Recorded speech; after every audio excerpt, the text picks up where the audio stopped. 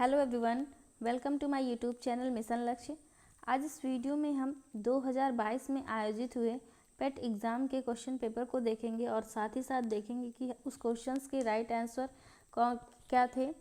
तो इस तरह से हम आज देखेंगे ऐसा प्रश्न पत्र जो 16 अक्टूबर 2022 को आयोजित हुआ था। प्रथम पाली का प्रश्न पत्र है यह। तो चलिए देखते हैं कि 16 अक्टूबर 2022 को आयोजित हुए पेट एग्ज़ाम के प्रथम पाली में कौन कौन से प्रश्न पूछे गए थे। तो सबसे पहला प्रश्न जो पूछा गया था उसे देखते हैं। हड़प्पा सभ्यता के दौरान डांसिंग गर्ल यानी कि नर्तकी की कांस्य प्रतिमा बनाने के लिए किस तकनीक का इस्तेमाल किया गया था। तो हड़प्पा सभ्यता के दौरान जो डांसिंग गर्ल की कांस्य प्रतिमा मिली है उसमें किस तकनीक का इस्तेमाल किया गया था। तो उसमें जिस तकनीक का इस्तेमाल किया गया था वह था मोमलोपी ढलाई यानी कि कास्टिंग। तो इस तरह से फिर सेकंड क्वेश्चन हम देखेंगे। गौतम बुद्ध को ज्ञान किस नदी के तट पर प्राप्त हुआ था। गौतम बुद्ध को किस नदी के तट पर ज्ञान प्राप्त हुआ था। तो गौतम बुद्ध को निरंजना नदी के तट पर ज्ञान की प्राप्ति हुई थी। तो इस तरह से इस क्वेश्चन का आंसर है कि निरंजना नदी के तट पर गौतम बुद्ध को ज्ञान की प्राप्ति हुई थी। अगला प्रश्न है, हर्षवर्धन के शासनकाल के दौरान निम्नलिखित में से कौन सी नई राजधानी थी जो थानेसर से स्थानांतरित हुई थी। तो हर्षवर्धन ने अपने शासनकाल में राजधानी को स्थानांतरित किया था। कहाँ से स्थानांतरित किया था? थानेसर से। पहले हर्षवर्धन के शासनकाल में पहले थानेसर थी राजधानी, बाद में उन्होंने स्थानांतरित करके राजधानी कहाँ पर कर दिया था। तो बाद में उन्होंने अपनी राजधानी कन्नौज को बनाया था। तो यहाँ पर इस प्रश्न का आंसर क्या है?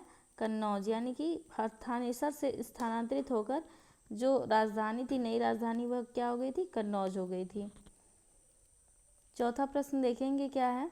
चौथा प्रश्न जो पूछा गया था वह है, निम्नलिखित में से किस सेना की ताकत छापा मार यानी कि गुरिल्ला रणनीति थी। छापा मार रणनीति या फिर गुरिल्ला रणनीति जो है यह किस सेना की ताकत थी। तो यह मराठा सेना की ताकत थी। ये बहुत ही मशहूर है इस सेना के बारे में। मराठा सेना जो थी वह हमेशा छापा मार रणनीति अपनाती थी युद्ध के लिए। अगला प्रश्न जो देखेंगे हम लोग, अगला प्रश्न पूछा गया है, ब्रिटिश ने निम्नलिखित में से किस भाषा को भारतीय समाज में प्रस्तुत करने की उत्सुकता दिखाई।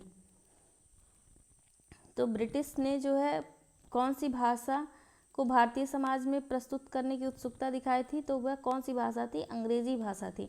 जो ब्रिटिश, जब हमारे देश पे अंग्रेजी शासन था उस समय जो है हमारे देश में भारतीय समाज में कौन सी भाषा को प्रस्तुत करने की उत्सुकता दिखाई थी ब्रिटिश ने।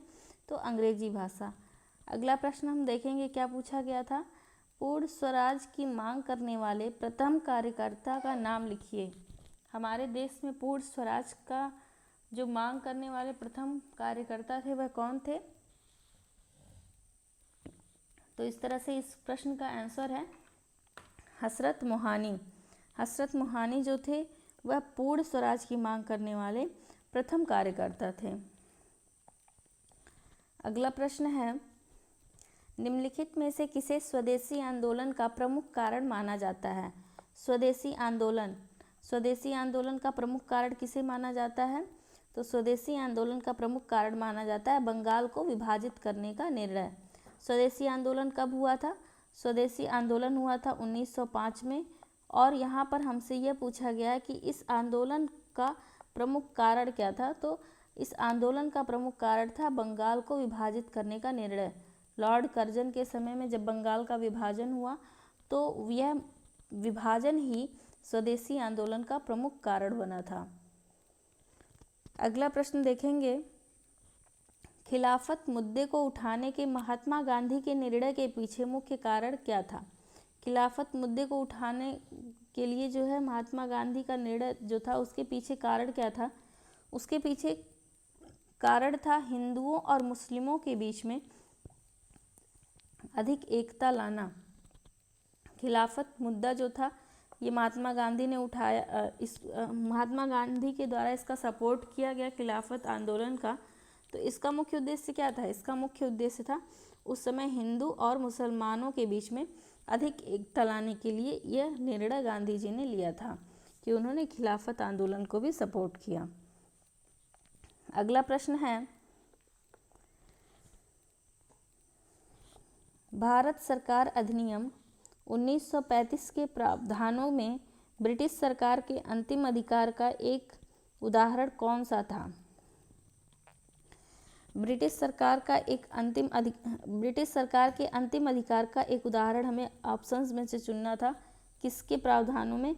भारत सरकार अधिनियम 1935 के प्रावधानों में।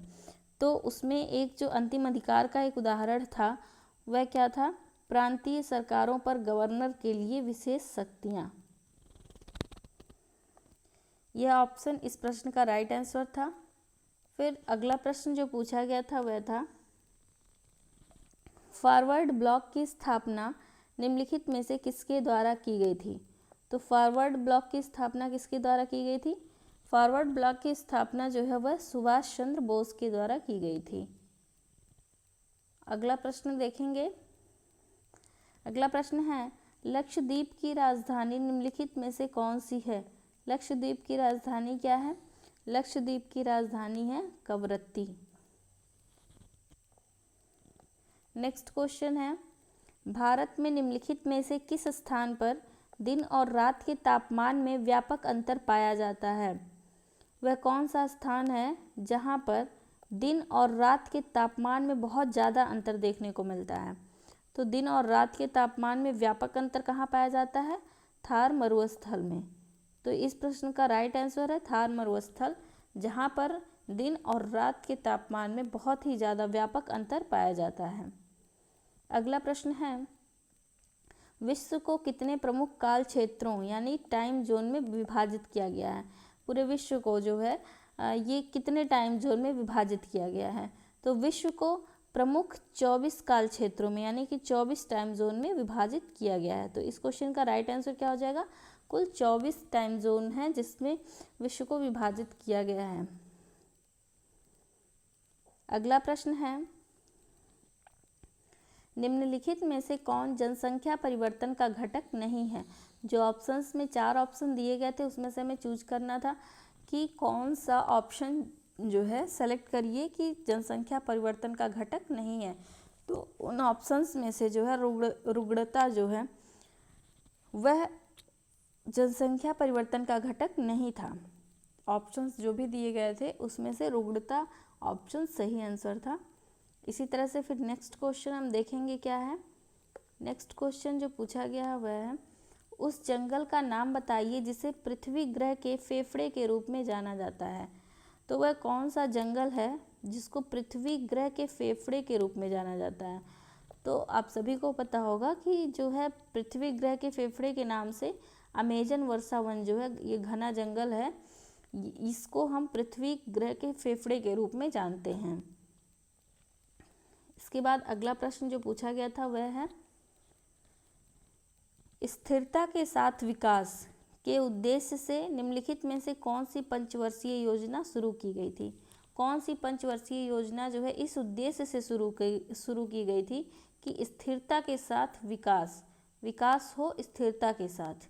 तो यह जो है चौथी पंचवर्षीय योजना में शुरू की गई थी। स्थिरता के साथ विकास के उद्देश्य से चौथी पंचवर्षीय योजना शुरू हुई थी। अगला प्रश्न क्या है उसे भी देखते हैं कि क्या प्रश्न पूछा गया था। निम्नलिखित में से किसमें व्यक्तियों या व्यक्तियों के समूह के स्वामित्व वाले व्यवसाय शामिल हैं? तो व्यक्तियों या व्यक्तियों के समूह के स्वामित्व वाले व्यवसाय किसमें शामिल होते हैं? ये शामिल होते हैं निजी क्षेत्र में। निजी क्षेत्र में जो व्यवसाय होता है वह किसी व्यक्ति या व्यक्तियों के समूह के स्वामित्व वाला होता है, और जो सार्वजनिक क्षेत्र होता है वह इससे अलग होता है। अगला प्रश्न देखेंगे, निम्नलिखित में से किसे भारत में हरित क्रांति के जनक के रूप में जाना जाता है? तो हरित क्रांति के जनक के रूप में किसे जाना जाता है भारत में? भारत में हरित क्रांति के जनक के रूप में एम.एस. स्वामीनाथन को जाना जाता है। एम.एस. स्वामीनाथन जो हैं ये भारत में हरित क्रांति के जनक हैं। अगला प्रश्न है, निम्नलिखित में से किस अधिनियम ने बैंकों के राष्ट्रीयकरण के लिए शर्तें निर्धारित की? तो किस अधिनियम में, कौन सा अधिनियम था जिसने बैंकों के राष्ट्रीयकरण के लिए शर्तें निर्धारित की? तो वह जो अधिनियम था वह कौन सा था? बैंकिंग कंपनियां उपक्रमों का अधिग्रहण और हस्तांतरण अधिनियम 1970। इस तरह से इस प्रश्न का सही उत्तर क्या था? बैंकिंग कंपनियां अधिनियम 1970।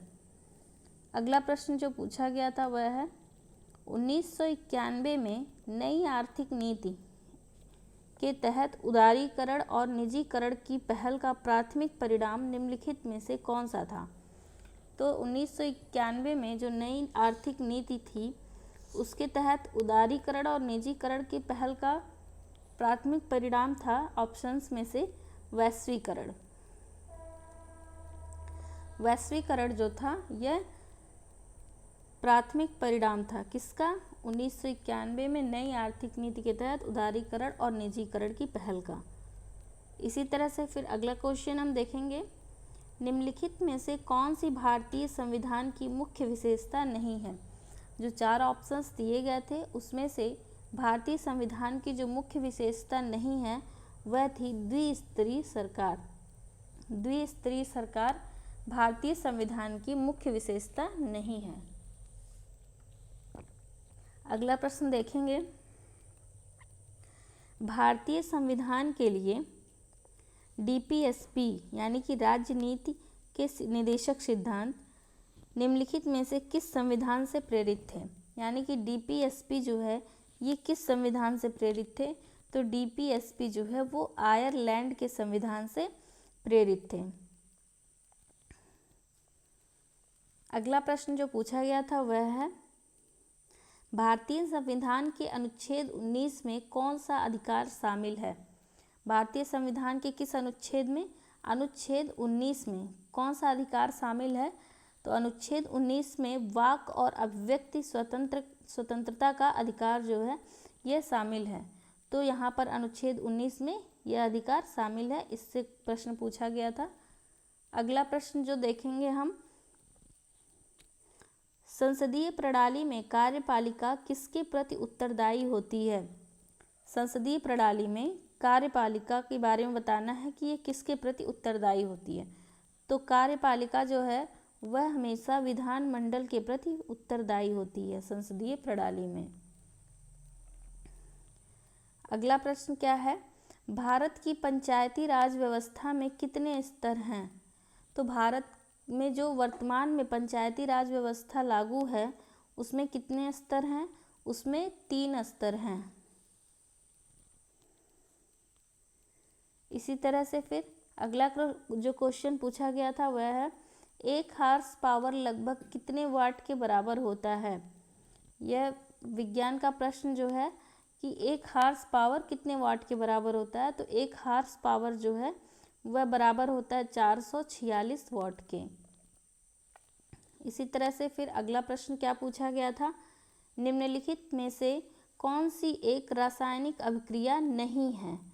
तो ऑप्शंस में से 4 ऑप्शन दिए गए थे उसमें से जो पानी का भाप में रूपांतरण होता है यह एक रासायनिक अभिक्रिया नहीं है। पानी का भाप में रूपांतरण एक भौतिक अभिक्रिया होता है, यह एक रासायनिक अभिक्रिया नहीं होता है। अगला प्रश्न जो पूछा गया था वह है, पायरिया निम्न में से किसका रोग है? तो पायरिया जो रोग होता है वह मुख्यतः किसका रोग होता है? वह मसूड़ों का रोग होता है। तो पायरिया किसका रोग है? मसूड़ों का रोग है। इस तरह से इस क्वेश्चन का राइट आंसर मसूड़ों का रोग है, पायरिया यह था। अगला प्रश्न जो पूछा गया था वह है, फ्लोएम एक ऊतक है जो निम्नलिखित में से किस में पाया जाता है? फ्लोएम ऊतक है, ये किस में पाया जाता है? यह पाया जाता है पौधों में। आप सभी को पता है पौधों में क्या पाया जाता है? जाइलम और फ्लोएम। जाइलम क्या कार्य करता है? जाइलम जल को एक स्थान से दूसरे स्थान तक ले जाता है पौधों में, और फ्लोएम क्या करता है? ये जो भोजन निर्मित होता है उसको एक स्थान से दूसरे स्थान तक ले जाने का कार्य करता है। तो इस तरह से जाइलम और फ्लोएम ये ऊतक जो है कहाँ पाए जाते हैं, ये पौधों में पाए जाते हैं। कौन कौन से, जाइलम और फ्लोएम। इसी तरह से फिर अगला प्रश्न जो पूछा गया था वह है, निम्नलिखित में से कौन सा एसिड कार बैटरी में प्रयोग किया जाता है। ऑप्शंस में से जो है सॉल्यूशन दिया गया था कि कौन सा, ये केमिस्ट्री का क्वेश्चन है कि कौन सा तत्व जो है वो एसिड कार बैटरी में प्रयोग किया जाता है।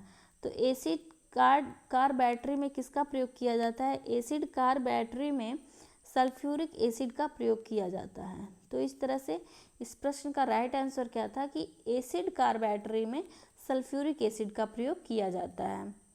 तो फ्रेंड्स, यहाँ पर हमने देखा ये सभी क्वेश्चंस जो पेट एग्ज़ाम में पूछे गए थे 16 अक्टूबर की फर्स्ट शिफ्ट में। तो इस वीडियो में हमने जीएस के सारे क्वेश्चंस को देखा, और इसके पहले भी हमने जो क्वेश्चन सॉल्व कराया है क्वेश्चन पेपर पुरानी वीडियोस में, वो अदर शिफ्ट के हैं, तो उसको भी आप ज़रूर देखें। और अगर आपको हमारा ये वीडियो अच्छा लगा हो तो आप हमारे चैनल को सब्सक्राइब करें ताकि आगे और भी इंफॉर्मेटिव वीडियोस आपको मिल सकें। थैंक्स।